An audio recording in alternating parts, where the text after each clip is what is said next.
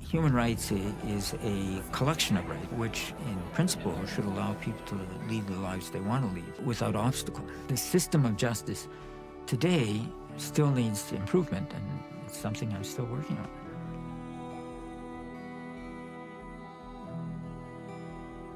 My name is David Matus, and I'm a justice hunter. Justice is the construction of reason as well as remedy. In every society, there are those who passively observe acts of injustice and those who courageously stand up against them. The notion that you can somehow solve the problem by dealing with the people who make the problem, I think is simplistic. What you need to do is mobilize the people who are doing nothing. Because if enough people who are doing nothing do something, then the problem becomes marginalized, fringe, less actionable, more containable. David Matus is a man on a mission. He is a human rights lawyer, and for decades he has dedicated his life to fighting for the rights of people who have been marginalized, ignored, or forgotten. David Matus is prepared to confront injustice wherever he sees it, and wherever he can make a difference, he's there. The way that this gentleman devotes his life for this cause is something that really inspired me. He's very understanding, very approachable, very patient. He pushed forward, against the tide. He's fearless and he's courageous. He motivates so many others to do the kind of work that he's doing. I think above all, David is the example of the kind of tireless advocate I want to be. My kind of effort is not to get this person or that person. It's to get a functioning justice system that can get them all.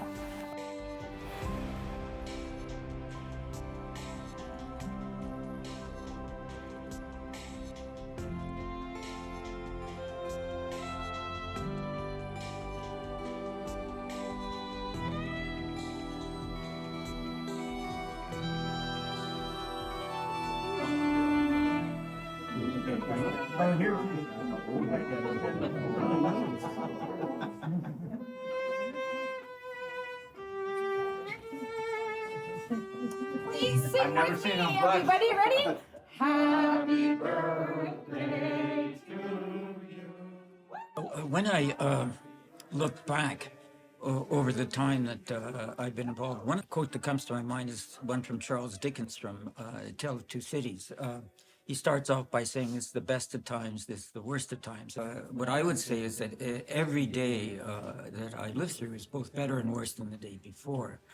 What I have seen over the course of all my work in human rights is that one problem gets resolved and another one pops up, and often they're in different forms. And what makes things both better and worse is the development of technology. I mean, it was modern technology that made the Holocaust possible. To take the example of transplantation, I mean, we're a lot better off being able to transplant organs than we were before. But, with the Pollock, they're a lot worse off because of this transplantation business. Are we better off? Yes. Are we worse off? Yes. It's just as humanity progresses, things just get better and better and worse and worse. Many times I've come to you for advice over the years. You have taught me, don't be about the self, care about others, be kind towards others. And that's been a real blessing, a wonderful lesson. So thank you to David Matus. Here, here. I'll drink to that. My name is Leah Ross, and I'm a teacher in Winnipeg, Manitoba, and I used to be a lawyer. I met David roughly 20 years ago when he taught me law at the University of Manitoba. David has been an inspiration to me. Through my friendship with him, I have learned about his incredible life and career. For more than 5 decades, David has been involved in countless cases in which the human rights of individuals or groups were violated. Most of his efforts focused on challenging and improving human rights legislation in Canada and around the world. There's a constant effort to try to make the legal system work more effectively in this area. There was a time when David aspired to be a politician. He ran for political office in 1979 and 1980, but he quickly realized that his human rights efforts would have more of an impact if he acted from outside of the political realm.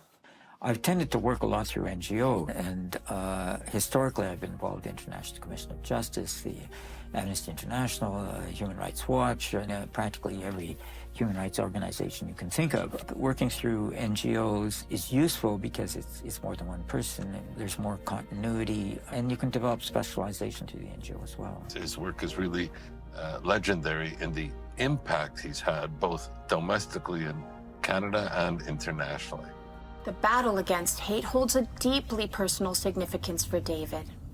Born in Canada in 1943 to a Jewish family, he experienced firsthand the bitterness of prejudice and intolerance. The anti-Semitism I experienced as a child was pervasive, systematic, institutionalized. Hospitals, some of them wouldn't admit patients from Jewish doctors.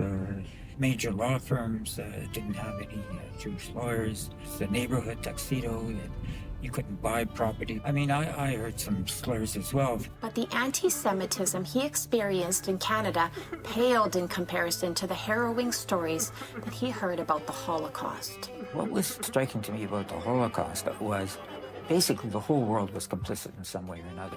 I mean, where the Nazis conquered, I mean, there was the killings, but everywhere else there was the refusal, with some minor exceptions, to accept Jewish refugees. I was kind of perplexed by the phenomenon, to the point where I wanted, I mean, even from an early age, to do something about it. It showed David how evil could become so destructive, and that evil had to be confronted sooner rather than later. The Nazi Holocaust came to an end in 1945, but for David, it was clear that there was still a great deal more work to be done. There were still things that could be done in the sense of bringing the perpetrators to justice, developing the historical record, learning lessons from it that could be applied to other more immediate mass atrocities and so on. We had a special obligation with respect to all the children who were murdered in the Holocaust. So we had to, in effect, live their lives. His passion for human rights was influenced by additional factors. Jewish ethical teachings are a critical part of his worldview and motivated him to do the kind of work that he's doing. I've been influenced by Rabbi Hillel from 2,000 years ago, who said, if you're not for yourself, who will be for you? If you're only for yourself, who are you? And if not now, when? The words of the rabbi resonated within him to this day, urging him to engage not only with his own community, but a variety of others as well. Following his graduation from law school at Oxford, David dedicated his time between his local community and a broader societal human rights issues. People my age might not be aware of the many ways he supported human rights causes. But even if we don't realize it, we all experience more freedoms because of David's efforts. Professor Irwin Cotler, former Minister of Justice, Attorney General of Canada, and International Chair of the Raoul Wallenberg Centre, discusses the collaborative efforts between himself and David to advance human rights initiatives in Canada.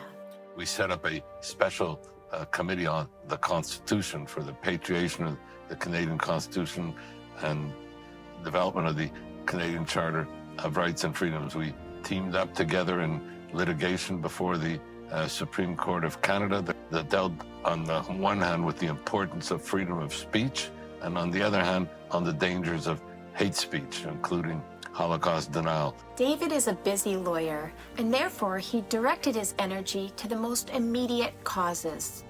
To bring mass murderers to justice, to combat incitement to hatred, to protect refugees, and to stand up against gross human rights violations everywhere.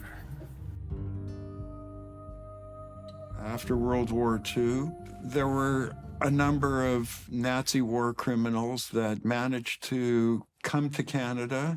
So these people, they help the Nazis to kill innocent people, cannot living free in Canada.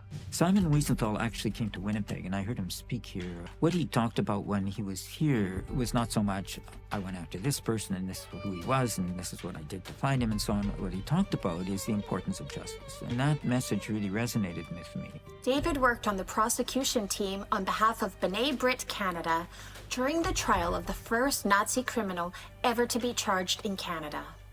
Imre Finta, who was 76, has been charged with manslaughter in the deaths of Jews who were deported from Hungary to concentration camps in Poland. David identified the necessity for modifications to Canadian legislation concerning war criminals.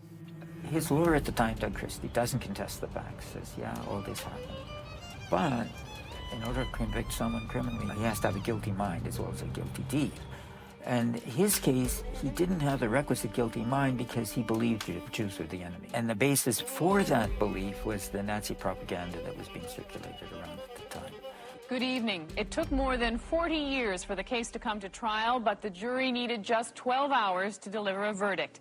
Imre Finta has been found not guilty.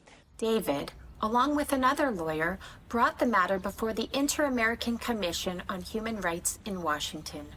Their actions played a role in reshaping Canadian laws related to war criminals. They abolished this defense. They basically say you can't use prejudice as a defense for war crimes or crimes against humanity.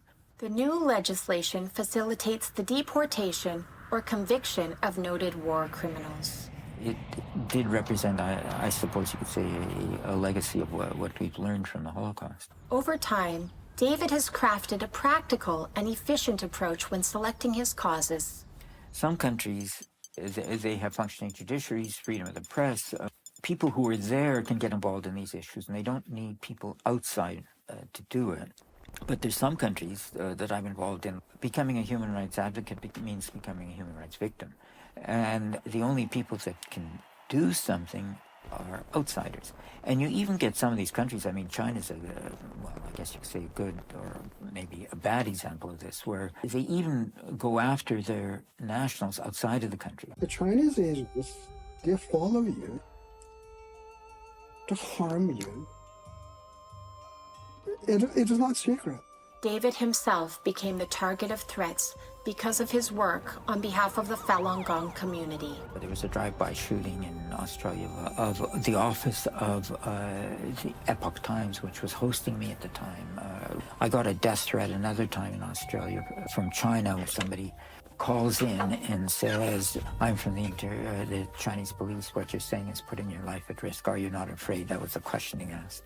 But a lot of this stuff is standard, systematic, everyday posts happening all the time. Regardless of the Chinese government's threats, and despite the high risk associated with being a human rights activist in China, David worked diligently to mitigate China's human rights violations from outside of the country.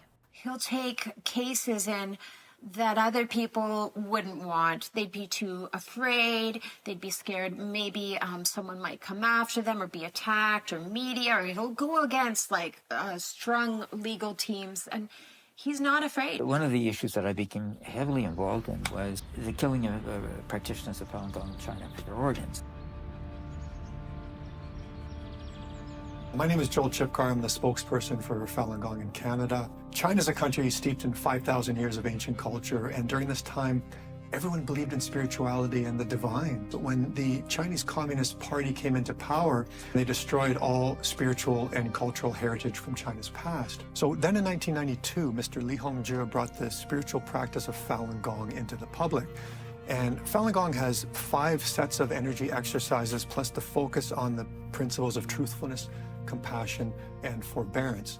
And it teaches that in order to heal the body and to reach higher spiritual levels, one has to first maintain a higher morality and be kind to others. Their belief system also attracted so many adherents in China, millions and millions of adherents, that really brought nothing but health to the community that they were part of and engaged with. Laura Kilgore is the wife of the late David Kilgore, who was a member of Parliament, an author, a lawyer, and a human rights activist. Falun Gong exercises were a very positive thing in China because the people were hard workers, they were very healthy, they were dedicated to their work, and the government used to point to them to more people should have that kind of focus. According to government estimates, there were 70 million practitioners. According to practitioner estimates, there are 100 million practitioners throughout China. And the Communist Party membership at that time was 60 million. But with increased popularity, things took an unusual and drastic turn. The party basically took fright at this popularity of a movement they didn't run, didn't control, couldn't order around, and didn't have communist belief. Practically speaking, you can say that on July 20th, 1999, the Chinese Communist Party cracked down on Falun Gong because it was so popular or because it was not controlled by the Communist Party. However, we're talking about the Chinese Communist Party, the worst human rights abusers in our lifetime. The Communist Party of China wasn't prepared to accept it. They outlawed the practice, and just like that, millions of innocent people were categorized arbitrarily as criminals. In order to dehumanize the Falun Gong practitioners of China, the Chinese government initiated a significant propaganda campaign. And the propaganda has created an environment of hatred and terror in China, where even if you're practicing Falun Gong in your home, you can get arrested, you can get thrown in jail.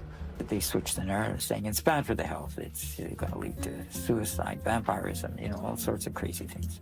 And so began, a large, widespread repression, which included, arbitrary arrests, imprisonment, torture, and detention. This persecution spans the entire country, where ethnic Chinese are being persecuted, but also their families are persecuted. They tried to convert people, get them to renounce, denounce, join the party, become party faithful.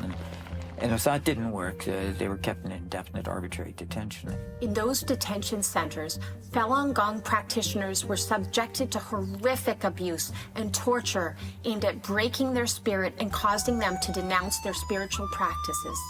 They were not easily identified because to save their families, they had not released their names. Therefore, they were anonymous, and it was a lot easier to hide their death. Suddenly, an anonymous woman appeared to tell her story, leaving those who heard her in shock and disbelief. 大家好，我叫安妮，我是苏家村医院的一名职工。我和我的前任丈夫是在1999年至2004年之间在这家医院工作的。我的前夫曾经是摘除法轮功学员器官手术的一名脑外科医生。我们医院是在2001年开始关押这些法轮功学员的。那个时候我并不知道，我是从2003年开始知道的，因为我们医院很多的医生都是调来调去的。所以有些医生知道，有些医生是不知道的。但是，摘除那个活体摘除这项是秘密基金。So as a Falun Gong practitioner, so we are naturally very shocked and also very worried. So we call for the investigation. The late David Kilgore received a request from a Washington NGO called the Coalition to Investigate the Persecution of Falun Gong, to do a study to determine whether Falun Gong practitioners are being murdered for their organs in China. And there was a suggestion that he could recruit people he wanted to work on it. And he said, well, I think I only need one, and his name is David Matus. To me, this kind of fit my criterion for something to do, because I couldn't send them to somebody else who it would be obvious to me would do it. When we both learned the other was going to be doing it, I think we were both delighted. I'm David Matus, and with me is David Kilgore. We've been asked to investigate allegations that there has been harvesting of organs of Falun Gong in China. David Matus realized that the investigation would be challenging. This is something David Kilgore said. This is a case without a smoking gun, or he called a smoking scalpel. There's nothing, there's no snapshot or video you can establish to show that it's happening. This is a tremendous challenges for them because they could not go to China because they were denied a visa to go. With my husband's advocacy skills and David Matus's research and court-based skills, they really worked together well in looking at how could they develop evidence. What I tried to do is set up both proof and disproof. I was working in both directions at the same time. I was trying to, I had these kind of avenues of proof or trails of evidence that might show that it wasn't happening. I had these trails of evidence that might show it was happening. David Matus, he did a lot more research, whereas my David went and he interviewed people who had been in the camps in China. I think at one point after the first 5 years they counted and they said they'd been in 55 countries talking to parliamentarians, press, the medical community, civil liberties groups, and Falun Gong. And so that's very naturally they tend to Falun Gong practitioners to ask for information like about the persecution and any question they have. And so we are willing to answer any questions. And I was one of the contact points on behalf of Falun Gong community, our group. But in order to have any chance of success, David knew they would have to take a unique approach to this investigation.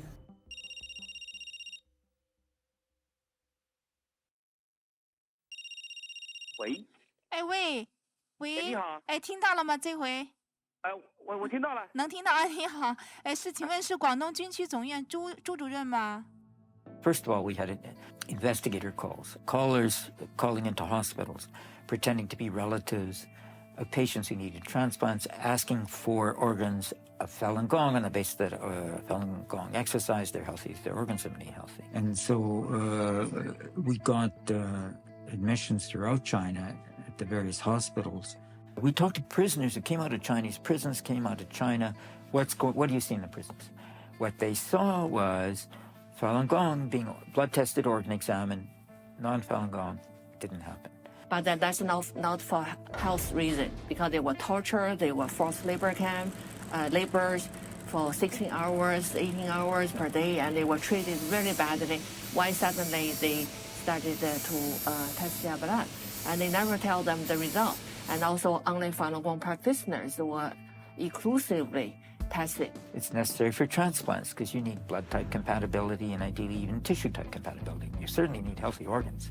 And also other information like China's organ transplants numbers increased exponentially after the persecution. The Chinese were saying 10,000 a year, but we actually tabulated volumes from individual websites of hospitals, and it was 100,000 a year. Where did they come from? The Chinese government claimed that the organs came from donations. But China did not have a donation system, and donating organs was not a part of the Chinese culture. Then they said, well, prisoners sentenced to death and then executed. But the law says they have to be executed within 7 days of sentence. There's a lot of hepatitis B amongst the criminal population, which made their organs unusable. The death penalty crimes were going down. But while the death penalty numbers were going down, the transplant volumes were going up. After any website or information was reported, China government deleted, so to remove the evidence. The Chinese government deleted incriminating website information, but obviously they didn't know who they were working against. I mean, the Chinese government does systematically take down everything I cite, but anything that's on the internet stays on the internet, even if it's taken down through the Internet Archive, the way back. I mean, it just shows you the extent to which the Chinese government goes to cover up and how clumsy they are. David Matus is a creative force. He has a unique ability to uncover the truth, and he achieves his goals regardless of the strength of the entities he faces. He's an excellent litigator. He's an excellent lawyer. He's a real legal scholar, but he also has a unique investigative capacity. And the combination of all these qualities is very unique and has a real impact. Another phenomenon, I mean, China was advertising transplants around the world. Come when you want, and you can have it on the date you want, including heart transplants, lung transplants, liver transplants, where somebody has to be killed for their organs. Professor Jay Levy, the founder and former director of the Heart Transplantation Unit at Israel's Sheba Medical Center, gained first-hand insight into the process of scheduled transplantation appointments. It all started back in 2005 when a patient of mine who's been on the top list for heart transplantation in Israel approached me and told me, "Doc, my insurance company told me to travel to China and they have scheduled heart transplantation for me in 2 weeks' time." And I looked at him and asked him, "Do you listen to yourself? How can anyone promise you a heart transplantation ahead of time? You know that for heart transplantation, somebody has to die on the very same day, and there's no way to schedule such an operation ahead of time." He told me, "I don't know. That's what my insurance company told me." And sure enough, the patient went to China and got his heart transplantation exactly on the day promised. As the investigation was nearing its conclusion, the evidence that emerged was utterly shocking. What I found as I was going down all these different trails was the trails that showed it wasn't happening led nowhere, and the trails that showed it was happening produced a lot of evidence. The two Davids, as they eventually became known, they found somewhere over 50 kinds of evidence. Our bottom line conclusion, after considering everything as best we could, was that the allegations are true. We believe them to be true, that this harvesting is indeed happening. Well, this is an industrial, state-run organ harvesting of innocent people. This is a form of evil we have yet to see on this planet. This is a new form of evil. As expected, the Chinese government rejected the allegations. The Chinese government says, "Oh, you're just repeating rumors of Falun Gong." But first of all, because I'm a lawyer, I reject hearsay, and I wouldn't accept anything anybody told me that they didn't see or hear themselves. But secondly, I mean, the Falun Gong community didn't know this was happening until we produced our report. They found out from us that it was happening, not we from them. I feel like they were very, extremely thorough, very rational, and very strict with the facts. When the report hit, our house was besieged from around the world, from reporters, because it was the very first report with evidence that made people stop and think that, my goodness, this can possibly be true. Despite the startling discoveries, both Davids and all individuals involved were surprised by the media's response. It was very difficult to present the report to a very skeptical audience. And really, for the first 10 years, it was very hard to get the attention of press, for reporters to be willing to write articles for mainline newspapers. It was very difficult to get past editors who were very worried about what China would do. There were other challenges involved in disseminating the findings of the reports. People don't know what Falun Gong is. They never heard of it. It's far away. It seems strange. There's all this propaganda. They can't make anything out of it. And people just find it hard to believe that. Regardless of the challenges they face with publicizing the report, it did reach many individuals who were ready to listen and even assist. There are so many people contact them. They wanted to offer them other information and evidence. With increased evidence, a series of new reports followed. 4 different iterations. 2006, our initial report, 2007, second version. And then I guess we did the book in 2009. And by that point, we had received so much evidence that we had no doubt whatsoever in our minds that this we call a new crime against humanity was going on. Then there was a reporter who did his own book on the subject. Three of us set up an NGO called International Coalition to End Transplant Abuse in China. We did an update 2016. I don't think either the Davids thought 17 years later they were still going to be involved in the cause. When people are so desperate for help, the two Davids couldn't stop. We're going to keep going until the pillaging of organs of Falun Gong stops in China. We're going to last longer than the party state in China. It takes really tremendous courage, the wisdom, the persistence, and the pursuit for truth. And so that's carried them in all these years. Their reports and commitment have left an indelible impact on legislation concerning organ donations around the world. One of the first to pass a law was Israel. The Israeli parliament, the Knesset, has enacted the Israeli organ transplant law, which is unique in the world because it was the first law that totally bans any reimbursement of organ transplantation performed on an Israeli patient abroad if the organ transplant has been performed in a country which does not conform to the international ethical rules of organ transplantation, and that has been mainly China.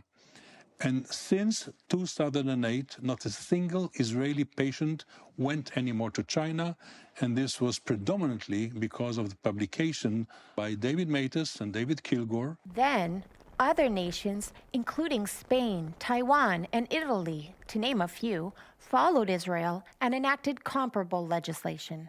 Their advocacy also resulted in a unanimous resolution from the European Parliament in 2013 condemning China's inhumane practices and demanding the end of forced organ harvesting. The U.S. House of Representatives also passed similar resolutions in 2016. I think we're at the point now where parliamentarians are going to pass laws that say if you pay for an organ, that's an offense. Parliaments will pass laws like this right across the world. But what about David's homeland of Canada? I'm sad to say Canada was one of the last, or at least has been very long in the waiting for legislation. In December 2022, Canada finally passed Bill S-223 to address forced organ harvesting abroad. This accomplishment followed 15 years of legislative work that started with MPs Boris Jevsnowski and Professor Irwin Cotler and continued with MP Garnett Genis and Senator Salma Italiajan.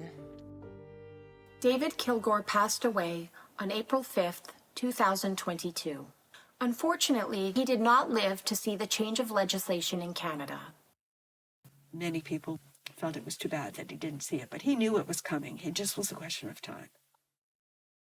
The reports had an even broader impact. Nobody wants to go and get an organ knowing that somebody is being killed in order for him to get an organ. So this knowledge, mere knowledge, have stopped this stream of patients going from Israel to China. The forced organ harvesting report also led to the convening of the China Tribunal in London, England in 2018. The China Tribunal was an independent people's tribunal that was set up to investigate organ transplant abuse in China. What this tribunal did is that not only is this happening beyond a doubt, well, certainly they also said this is a crime against humanity. Victim for victim and death for death. The gassing of the Jews by the Nazis, the massacre of the Khmer Rouge, or the butchery to death of the Rwanda Tutsis may not be worse than cutting out the hearts, other organs, and the very souls of living, blameless, harmless, peaceable people. The report had other ripple effects. When the evidence started to leak out of China about what was happening to the Uyghurs, they didn't have that same pushback because the two Davids had spent a decade acclimatizing the world for what really went on in China. David Matas's efforts to address the widespread human rights violations by the Chinese government continues, and he advocates not just for Falun Gong, but also for Tibetans and Uyghurs. Uyghurs are predominantly Turkic people. living in East Turkestan, a part of Central Asia. And since 1949, that beautiful land with the beautiful people occupied by the Chinese Communist Party. The majority of Uyghurs practice Islam, and they possess a distinctive and culturally rich set of traditions. And unfortunately today, the Chinese government banned the religious practice of Uyghurs. And the forcing the entire culture and the religious characteristics of one group into ethnic and Chinese dominant society. To suppress the religious and cultural practices of the Uyghurs, the Chinese Communist Party carried out an extensive assimilation campaign that stretched over multiple generations. Similar to the treatment of Falun Gong practitioners, Uyghurs were detained and placed in forced labor facilities in order to strip all of their religious and cultural identity. All evils are taking place in the camp, and indoctrination is taking place in the camp, and forcing people to denounce their ethnic and religious affiliation. Mehmet Toti acknowledges the report prepared by the two Davids and its valuable contribution to his community. The report actually helped to shed a light on the mass-scale organ harvesting from political and prisoners and dissidents. He is convinced that the plight of the Uyghurs bears a striking resemblance to that of Falun Gong practitioners in China, leaving him with no doubts about the similarities in their fate. The organ harvesting was happening for Uyghur prisoners in mass scale, in industrial scale. David Matus holds a crucial position as a legal advisor within the Uyghurs' Rights Advocacy Project, where he continues to address the widespread human rights violations by the Chinese government.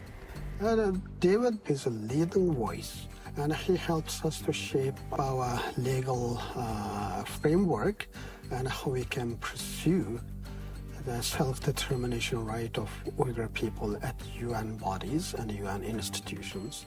David is our treasure. David never forgot the Jewish refugees who couldn't enter Canada or other countries during the Holocaust. He has a true soft spot in his heart for them. As a result, a significant portion of his work is devoted to assisting refugees. He travels all over the world to lobby for the resettlement of refugees in countries where they seek asylum and in Canada. He's been traveling over 100,000 miles a year. That's like traveling around the globe 4 times a year. Just the stamina that takes, all the dead time, sitting in airports and planes and hotels. But that's when David's lights go on and he's sitting there and he'll be writing a book or taking advantage of the time to produce his work. David serves as legal counsel for various refugee organizations, including NGOs representing the Tamil people. I was just this year in Indonesia, Malaysia, and Bangkok meeting with Tamil refugees.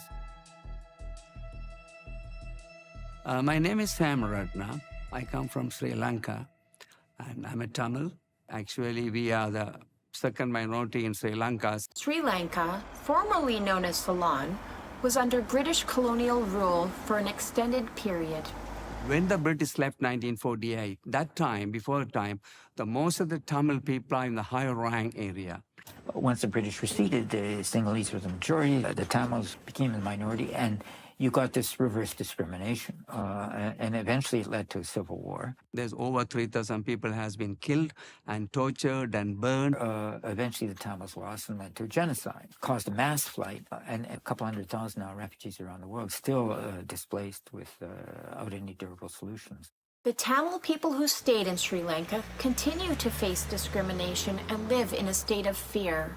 David asserts that those who opted to leave should be entitled to resettle elsewhere, even though the war is over. That it would have been inhumane to expect these people to go back to the places where all their relatives have been killed and their whole community obliterated. And that's actually in the Refugee Convention. And compelling reasons arising out of previous circumstances can allow for refugee protection, even if you're not at risk when they go back. It's very effective. David, he knows what he's doing. He's expert on refugees. David is determined to uncover the injustices suffered by the Tamil people. He is equally dedicated to training and guiding young lawyers, inspiring their active participation in the realm of human rights. Okay, thanks. My name is Hannah Taylor. When I was 5, I started something called the Ladybug Foundation, which raised funds and awareness for people experiencing homelessness and poverty in Canada. That kind of led me to want to do legal work as a way to serve community. I'd always really admired David's work, read about his work for a long time. He quickly became a mentor and a friend of mine. He was looking for essentially students to do research for work that he'd been asked to do for them. And so I was brought in on that project when I was a law student. We supported Tamil Rights Group by drafting a communication to the prosecutor of the International Criminal Court asking that they launch an investigation into crimes committed against the Elam Tamil people by the Sri Lankan government and armed forces, particularly in the final stages of the Sri Lankan Civil War. When I volunteered in his office, we attended federal court, the refugee tribunal, and we wrote all sorts of letters to politicians to help advocate for Tamil people. Everyone knows that if David is involved in their case, they can rest assured that he will complete the job with the best possible outcome. But he's a very powerful guy, very powerful person. I realized later on only. When I go there in High Commission in embassy there, my God, everybody know David. Oh, David. That's the way he is. While assisting other groups, David also remained committed to his own Jewish community. David has used the legal forum to protect us and to take action wherever there's anti-Semitism or groups whose activities might negatively affect the Jewish people and Israel. David provided legal assistance to Jewish communities in Canada and around the globe whenever their human rights and freedoms were at stake. We co-chaired the Canadian Helsinki Watch Group, and that related to our larger involvement in the matter of Soviet dissidents and political prisoners and the struggle for Soviet Jewry. David primarily conducted his work in support of the Jewish cause through B'nai Brit Canada. My name is Michael Mostyn. I'm the Chief Executive Officer of B'nai B'rith Canada. Since 1875, B'nai B'rith has been the voice of the grassroots Jewish community of Canada. We combat anti-Semitism, but we really try and be united with the multicultural communities of Canada in the united fight against hate. Everything that we did of consequences was filtered through David, and he always had some thoughts that would help us accomplish whatever it was we were trying to accomplish. David has been involved with B'nai B'rith Canada for more than 40 years. He is our senior legal counsel, but he acts as so much more than senior legal counsel. David is one of the key volunteers that makes this organization tick. I would say that a lot of the success that we have had is directly related to the work that David did and the work that he has produced. I mean, obviously, if I ask for something to be done and it happens, it's the person who did it who made the decision, not me. I'm not sure if I told you this, but he is one of the most modest people I know. He is the recipient of many awards, including the Order of Canada and doctorate honorary awards at various universities.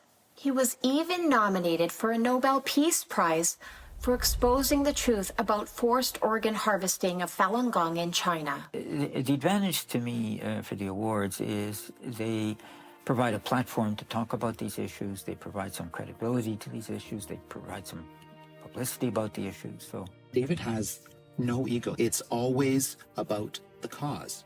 If he wanted to be egotistical, he could be. He has achievements. Almost nobody in this country has achieved these sorts of things, and yet he's soft-spoken and he's quiet and he listens to others. David is an unsung hero. I think he's a person of commitment, of conscience, and of courage. I think there are very few individuals that I know that have all those qualities. David is dedicated to ensuring the disclosure of all Holocaust records in the Canadian National Archive. This urgency of his mission was underscored when the Canadian Parliament inadvertently applauded an undisclosed Nazi war criminal. Here's another area in which he not only was there as counsel, he not only was bearing witness, he not only was advocating, he not only was giving expression really to the compellability of bringing Nazi war criminals to justice, but up to recently, he's still involved in the issue now in order to have the archives open up so that we can still know the unknown truth about what happened with regard to bringing Nazi war criminals to justice. And it may well be, if all the records are disclosed, there would be nothing. I can't tell you there's something that hasn't been disclosed, but I mean, that's the advantage of disclosure. I mean, it's not only that you find out the wrongs that are done, you also, if nothing's wrong being done, you can find that out as well. David's belief that technology and human progress have a dual impact, making things better and worse simultaneously, drives his relentless campaign against anti-Semitism in both physical and virtual spaces. On a per capita basis, the Jewish population is the most victimized, racialized, or religious community. Both B'nai B'rith and David were at the forefront of trying to explain the dangers of those who are demonizing Zionists and how that is going to blow back against the Jewish community. David was at the forefront of explaining it in an easy-to-understand way that has helped us push forward some of the safeguards today, such as demanding the adoption and implementation of the IHRA definition of anti-Semitism. The IHRA definition of anti-Semitism offers a comprehensive outline of anti-Semitism. Within the definition, demonizing and delegitimizing the Jewish state are regarded as forms of anti-Semitism. My focus is not on what Israel does. It's on these people who say Israel should not exist, which I see as straight anti-Semitism, because a lot of the criticism of what Israel does is made for the purpose of trying to establish that Israel should not exist. He exposes the real anti-Semitism that is sometimes behind the laundering of it under the cover of human rights or the UN. The most significant challenge and problem that this world faces is rooted in hate. And it's not easy. It's intense, and it's not for everybody. And people burn out, and people will fall by the wayside. And David just continues and continues. David, I've been thinking a lot about this just because I'm at the start of, this career. How do you deal with how emotionally heavy this stuff can be? How do you make sure you can keep at it? I'm not motivated by what happened to my family or not what happened to me. And to a certain extent, I think that's an asset, because when you ask victims to get involved, it can amount to re-traumatization. And because I approach the issues as kind of my work rather than my whole life, I can step outside it. And so it's easier for me to carry on in that way. At the age of 80, David is even more mindful of the challenges that lie ahead in the human rights arena. He urges more individuals to join the fight, as he believes it's the key to reducing human rights violations. Human rights work has to be the work of everybody. Human rights work belongs to humanity, and it's like any right. If you don't assert a right, it withers. And respect for human rights is going to occur only if people stand up for human rights, not just for themselves, but for others. And there's a lot of different ways to be involved in human rights. Like, I went to an exhibit once. So what the art exhibit was a number of stuffed toy pandas, and the pandas had stitches in them to represent this forced organized thing. And I never would have thought of that. And it's going to reach people that I would never reach. Different people can contribute to human rights in whatever they're doing. I mean, talking to their neighbors, writing a letter, signing a petition, and hopefully to mobilize people to get involved in human rights. His concern for the future of human rights work has inspired David to share his knowledge with other lawyers. He currently acts as a consultant to other attorneys who require assistance with their human rights legal cases. When a client comes to me, I'll refer them to another lawyer and then work with the other lawyer. He has inspired a whole new generation to take up those causes and fight for human rights. If young people need an inspiration, they can look to him as to what moral courage and resilience in the face of injustice is all about. His legacy endures through the creation of the Métis Law Society by B'nai Brit Canada, a fitting tribute to honor David Métis. The Métis Law Society, a volunteer association of Jewish lawyers across this country, motivated to fight for human rights. The more that our lawyers get exposed to David, more and more folks are just impressed. David just acts as a complete inspiration. David definitely inspired me to contribute, only using my particular skill set, which is slightly different from his. I conduct inner city children. Teaching them Sistema orchestra skills is my job, and it's an attempt to help ameliorate the socioeconomic inequalities that are in society. I can't think of like a better example of someone who has committed their skills and knowledge and talents to trying to make things just a little bit better. In every society, it's inevitable to find people who are indifferent or apathetic or just passive observers to acts of injustice. Fortunately, there are also those who courageously stand up and advocate for human rights. David Métis is a pioneer who truly makes a significant impact in making this world a better place. Given his legacy, he certainly won't be the last.